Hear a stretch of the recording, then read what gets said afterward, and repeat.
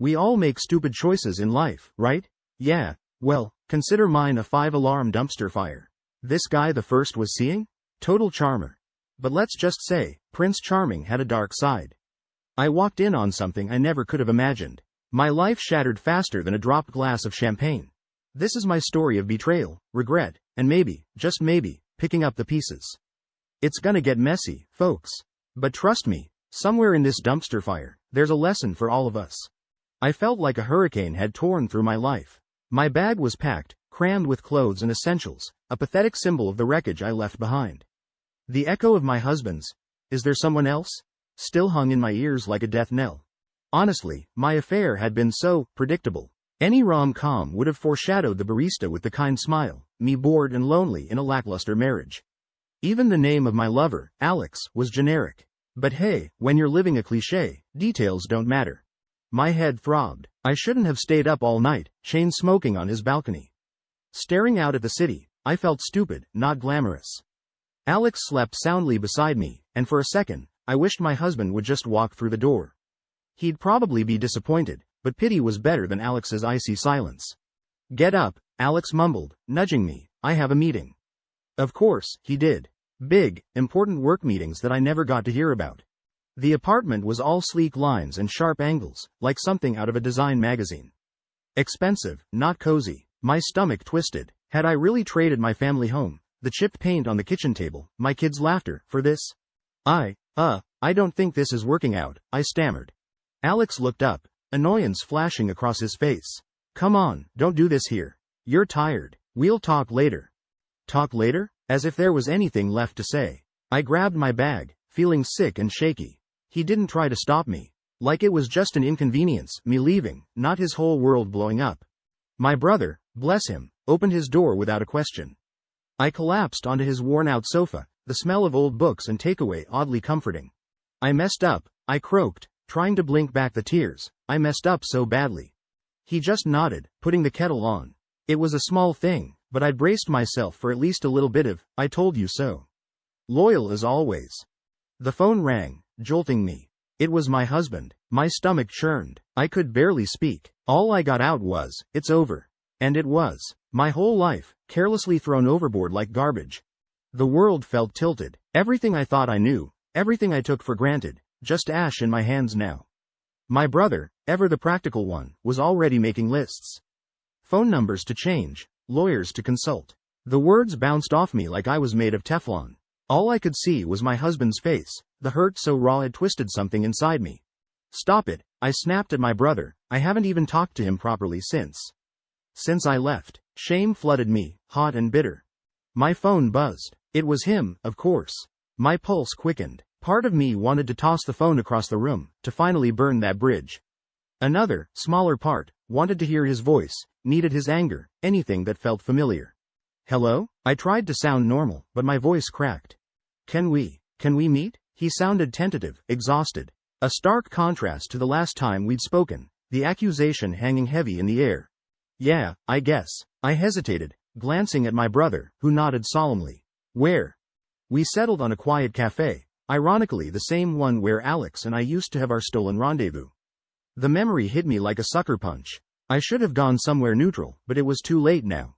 I arrived early, sat in a corner booth, staring out the window, trying to memorize the street, the cracked sidewalk, the faded mural. This might be the last time I'd see any of it. He walked in, stiff and unfamiliar. It was the tie, I think, the blue one I'd picked out for him as an anniversary gift, a stupid tradition we had. He was never the suit and tie type. Now it was like seeing a stranger. We ordered the usual, strong black coffee for me, latte for him. I couldn't eat, my stomach doing somersaults. He started, then stopped, pressing his lips together. I wanted to understand. How could you throw everything away? "I don't know," I shrugged, the words falling flat. Even to myself, it sounded pathetic. The barista brought our coffees, a flash of a familiar, kind smile. I averted my eyes, a wave of nausea washing over me. "I miss you," he said quietly after the barista left. It hit me straight in the chest, that simple sentence. "It's not that easy," I mumbled, looking down at the swirling milk in my latte. Suddenly, even the coffee felt like a betrayal. The conversation stuttered, awkward silences hanging between us. We talked about practicalities, the house, logistics I barely registered. It felt like performing a play, going through the motions, neither of us believing the script. I don't know how long we sat there. The cafe began to empty. Lunch rush over, afternoon lull settling in. I had to get out. I couldn't pretend anymore. I don't think I can do this, I said finally, the pain in his eyes mirroring my own. He nodded. It was over, just like that. The city felt too big now, too lonely. My apartment was a tomb of my own making, every unpacked box a taunt, the air heavy with a silence only I had created. Nights were the worst. I'd wake up tangled in sweat-soaked sheets, my husband's side of the bed an icy expanse reminding me of everything I'd lost. My brother dragged me out. He'd taken to showing up with takeout, watching old movies, a silent act of support with more meaning than any of my friends' awkward pity texts. One night over pad thai and a terrible sci-fi flick, he shoved a flyer at me. "Stop moping," he said gruffly, "the animal shelter is holding a fundraiser. Go, do something useful." It was stupid, but desperate times called for desperate measures. The fundraiser turned out to be a chaotic mess, barking dogs, screaming kids, face painting, and a cake auction. I felt absurdly out of place in my too nice work clothes. Then I saw him. He was leaning against a table, a mop of dark hair and a worn denim jacket. He looked like he belonged at an art gallery opening, not a bake sale for stray mutts. Yet, there was a kindness to him, a genuine amusement as a golden retriever tried to lick his hand. Our eyes met across the room. It should have felt wrong, with everything I'd done, but a tremor of excitement ran through me, something I hadn't felt in years. It was impulsive, reckless maybe, but I found myself making my way across the crowded hall. "I'm here to help with the donations," I stammered, then internally cursed myself. Smooth. He laughed, the sound surprisingly warm. "Well, you've landed in mayhem. I'm Luke. Welcome." Work, it turned out, was a good distraction. Sorting donations, calming frantic volunteers. It kept my mind off my own disaster zone of a life. Luke would toss me a smile that made my cheeks heat up, a banter that cut through the chaos as we worked. When the evening finally ended, I walked outside to find him leaning against a beat-up truck. "Want a ride?" he asked. "Or maybe coffee? My treat for surviving this insanity." I shouldn't have said yes. I knew that, but somewhere deep down, a reckless, desperate part of me needed this. Badly. The coffee place was small, crowded, and loud. A total contrast to the polished cafes Alex favored. With Luke, it felt normal. Our worlds couldn't have been more different, yet we talked for hours. Not the easy lies with Alex, but messy truths. My broken marriage, his nomadic life, chasing the next temporary job. He was a contradiction, rough edges and surprising vulnerability. I left feeling lighter than I had in months. And, I'll admit it, eager to see him again. The following days blurred together. Volunteering at the shelter with Luke felt like an escape. He was a distraction, a jolt of adrenaline in my otherwise flatlining life. His texts were something I'd crave, a secret buzz in my pocket as I went about my day, a day that now frustratingly included meetings with a divorce lawyer. Working lunch today, I'd lie to my brother, meeting Luke instead at a hole-in-the-wall diner with surprisingly good burgers. The lie would stick in my throat, but the flush of excitement would overpower it. We'd lose ourselves in conversation about art, music, the absurdity of life, everything and nothing. It was like all the stale air in my lungs was being replaced with something bright and dangerous. One afternoon, during a rushed coffee at the park, he gave me a small, wrapped box. Inside was a silver bracelet, delicate yet sturdy. "It reminded me of you," he mumbled, a slight blush tinging his cheeks. I slipped it on, the cool metal brand against my wrist. It was wrong, I knew it, but it also felt thrilling, like my life, for the first time in years, was truly mine to steer. We started taking long walks, weaving through back alleys and up forgotten trails. His hand brushing against mine felt electric, a shock compared to the safe warmth of my husband's. Guilt gnawed at me, but I pushed it away. I deserved this, didn't I? The lies became easier. Late meeting, to my brother. Unexpected errands. To my worried parents, who seemed to sense my brittle smiles were hiding something darker. Then, that evening, a text from him, a simple, "Miss you." I typed back quickly, heart hammering. Then, panic. I'd forgotten to delete the message thread. The sound of my husband's footsteps in the hall sent me scrambling to shove my phone in my pocket. "Hey, everything okay?" He walked into the living room, concern etched on his face. It was almost too much to bear. "Fine," I lied, managing a smile as I kissed his cheek. "Just tired." The bracelet felt heavy on my wrist. I went to the bathroom and stared at myself in the mirror. This wasn't me. Or was this the real me, buried under years of routine and resentment? I didn't know anymore. Lying became second nature. Working late, sorry, I'd text my husband as I rushed to meet Luke for dinner. Dentist appointment, I'd tell my colleagues with a practiced nonchalance that made my stomach churn. With Luke, the world narrowed. He made me laugh, the genuine kind that had been absent from my life for so long. There was no pretense, no routine. He saw me, messy and scared, yet there was no judgment in his eyes. I was intoxicating to him, dangerous. It was heady, addictive. One rainy day, we took refuge in a dusty used bookstore. The smell of old paper and leather felt oddly comforting, as if some part of me still craved a familiar anchor in this storm I created. Tell me something no one else knows, he said suddenly. And I did. Not everything, of course, but enough. Shameful moments of broken trust with my husband, the stifling resentment that had built for years. I don't get it, Luke said, not in a judgmental tone, just confused. You could just leave. Why all this dishonesty? I went quiet. Could I leave? My brother's worry, my parents' inevitable disappointment, the way my world would unravel. It felt like too much to bear. But wasn't that what I'd already done? My brother, bless him, sensed something was wrong. We'd always been close, more like friends than siblings sometimes. Over takeout one night, he held my gaze over the half-eaten pad thai. Talk to me, his voice was gentle, I miss my sister. The tears spilled out before I could stop them. Not messy sobs, just a steady stream down my face, the way rain falls on a still lake. The guilt, so carefully tucked away, burst open, and I knew it was finally time to face the mess I'd made. That night, I dreamt of my husband finding Luke's bracelet. I woke up gasping for air, his quiet breathing beside me like a ticking time bomb. In the bathroom, the mirror gave back a gaunt reflection. I barely recognized myself. My life became a waking nightmare. Each morning, I'd plaster on a smile for my brother, who looked at me with a resigned sadness that was somehow worse than anger. Evenings with my husband were strained, filled with silences so thick I felt like I was suffocating. I'd disappear into the bathroom, staring at the bracelet on my wrist like it was a viper ready to strike. Arguments with Luke started happening more often. The carefree lightness we had was gone, replaced by a demanding possessiveness. When are you going to leave him? He'd ask, a sneer twisting his usually kind face. I don't know, I'd answer honestly. I was an idiot, I knew, but I was also terrified.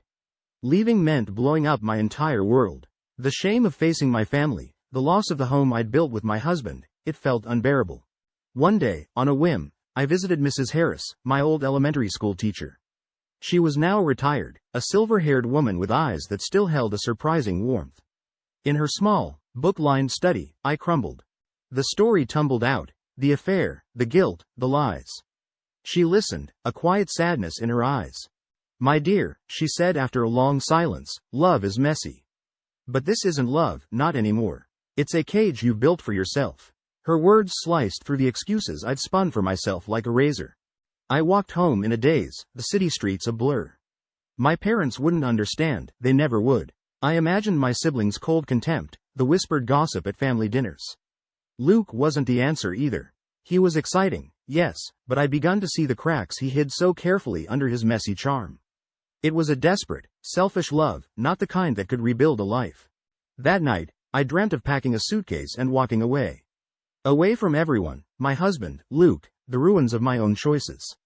But then I'd wake up in a cold sweat, the weight of my life, my mistakes, pinning me to the bed. Change was terrifying. Staying, it seemed, was equally unbearable. I was a prisoner of my own making. I should have known, but when Luke texted, "Come over, we need to talk," a sick dread filled me. His apartment, once a thrilling escape, now felt cold and sterile, like him. He didn't even try to soften it. You need to make a choice. His voice was harsh, echoing the impatience that had become his default tone. It has to be me. Panic surged through me, a primal fear that went beyond Luke or my husband. This was my life spiraling out of control, crashing down around me. Could I actually leave everything behind? Face my parents' devastated eyes? Build a world from nothing, tainted by how it had begun? I can't, I choked out, please. What, you expect me to wait forever? He scoffed, the cruelty in his voice cutting deeper than any direct insult.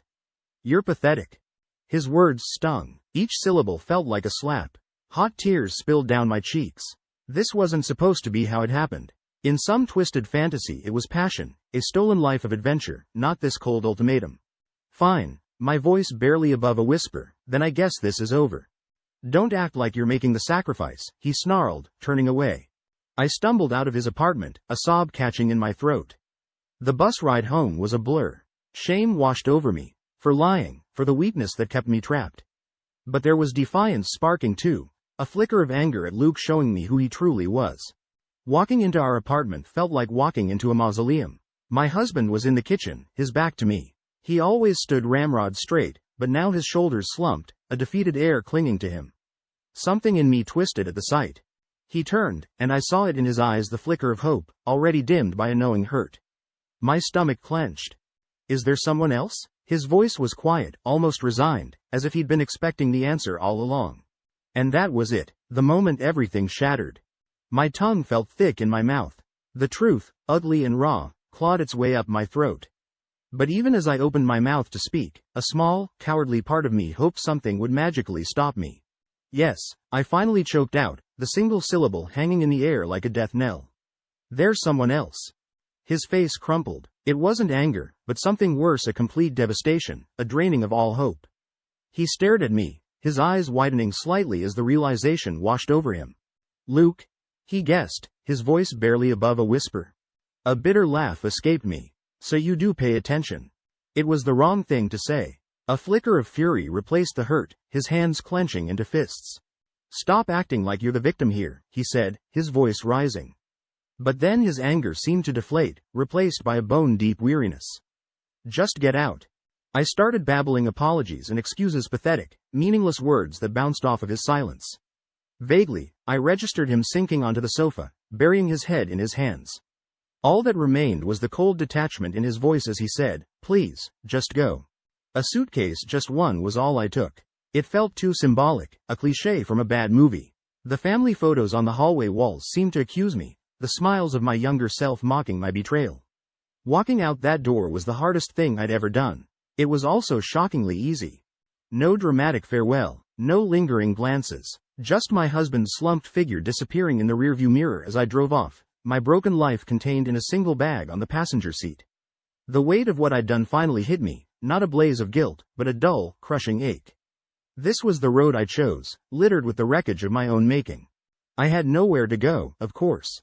Luke, I knew, wouldn't be waiting with open arms. I was on my own. I drove until the city lights faded into the twilight, and all that was left was me, a single suitcase, and the vast unknown hurtling towards me. The knock on Luke's door felt hesitant, a weak echo of my desperate state. When he opened it, the smile he usually reserved for me was replaced by a wary confusion. The stench of cheap beer and stale pizza hit me as I stepped across the threshold of his meticulously neat apartment.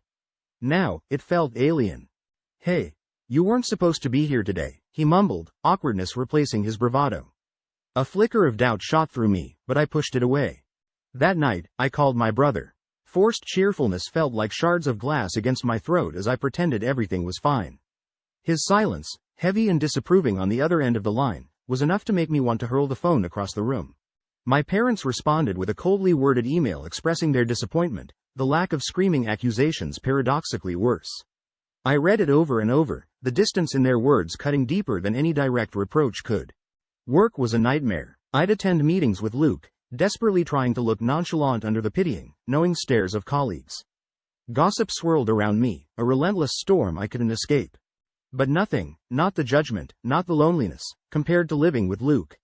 The veneer of his charm cracked, revealing a controlling, selfish man beneath. Our conversations were arguments now, our silences heavy with resentment. He'd come home late, a sneer on his lips and reeking of unfamiliar perfume. I found myself doing the chores I'd scorned in my old life, cooking, cleaning. His pristine apartment began to feel like a gilded cage. No photos of me adorned the walls, none of my belongings cluttered the space. I was less a lover, more a temporary addition to his perfectly curated image. The absolute crushing loneliness would hit at odd moments. During rushed phone calls with my children, if applicable adjust as needed, their voices a reminder of the warmth I craved. And my birthday. A dinner promise broken by Luke, the hollow echo of his apologies drowned out by the silence of his empty place. Then, that day, I came home early, a gnawing unease in my stomach that turned into a sick certainty as I neared his bedroom. Muffled laughter and hushed words reached my ears before my traitorous feet could carry me away. I threw the door open, The sight of Luke with a giggling, barely dressed girl branding itself onto my mind. Rage, hotter than anything I'd ever felt for my husband, coursed through me. Get out, I screamed, my voice ragged, both of you. The bracelet Luke had given me landed at their feet, a final act of defiance. His excuses were a pathetic buzz in the background as I stormed out, the weight of my own stupidity finally